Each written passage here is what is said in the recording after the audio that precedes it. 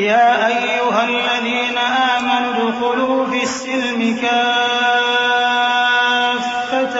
ولا تتبعوا خطوات الشيطان إنه لكم عدو مبين فإن زللتم من بعد ما جاءتكم البينات فاعلموا أن الله عزيز حكيم هل ينظرون إلا أن يأتيهم الله في ظلل من الغمام والملائكة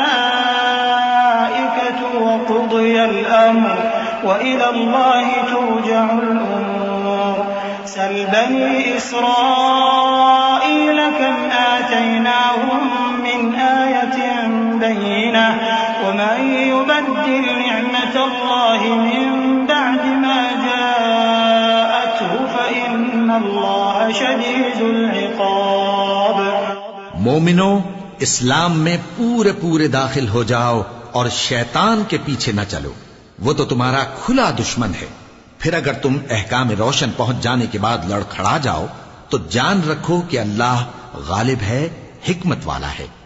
کیا یہ لوگ اسی بات کے منتظر ہیں کہ ان پر اللہ کا عذاب بادل کے سائبانوں میں نازل ہو اور فرشتے بھی اتر آئیں اور کام تمام کر دیا جائے؟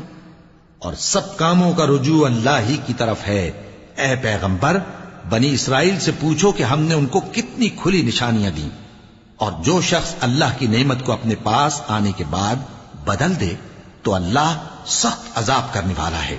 زين للذين كفروا الحياة الدنيا ويسخرون من الذين آمنوا والذين اتقوا فوقهم يوم القيامة والله يرزق من يشاء بغير حساب. كان الناس أمة واحدة فبعث الله النبيين مبشرين ومنذرين وأنزل معهم الكتاب بالحق ليحكم بين الناس فيما اختلفوا فيه وما اختلف فيه إلا الذين أوتوه من بعد ما جاءتهم البينات بغيا بينهم فهدى الله الذين آمنوا لما اختلفوا فيه من الحق بإذنه والله يهدي من يشاء إلى صراط مستقيم. اور جو کافر ہیں ان کے لیے دنیا کی زندگی خوشنما کر دی گئی ہے اور وہ مومنوں سے تمسخر کرتی ہیں، لیکن جو پرہیزگار ہیں وہ قیامت کے دن ان سے اوپر ہوں گے. اور اللہ جس کو چاہتا ہے بے حساب رزق دیتا ہے.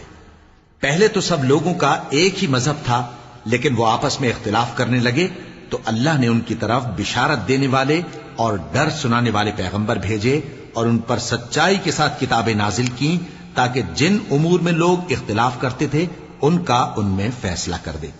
اور اس میں اختلاف بھی انہی لوگوں نے کیا جن کو کتاب دی گئی تھی، باوجود کہ ان کے پاس کھلے ہوئے احکام آ چکے تھے.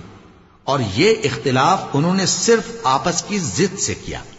تو جس امر حق میں وہ اختلاف کرتے تھے اللہ نے اپنی مہربانی سے مومنوں کو اس کی راہ دکھا دی، اور اللہ جس کو چاہتا ہے سیدھا رستہ دکھا دیتا ہے.